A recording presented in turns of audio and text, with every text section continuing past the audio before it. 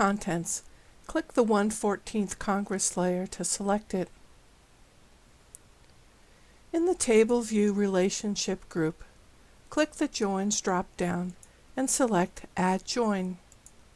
The Add Join tool appears in the Geoprocessing pane.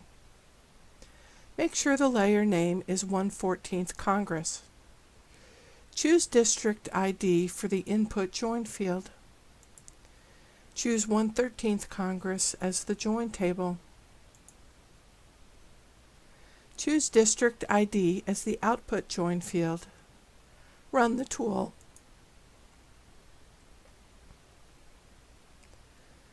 Close the 1/13 Congress table and examine the 1/14 Congress table.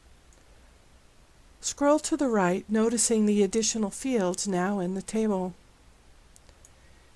If the field names don't show prefixes, click Table, View, Field, Aliases.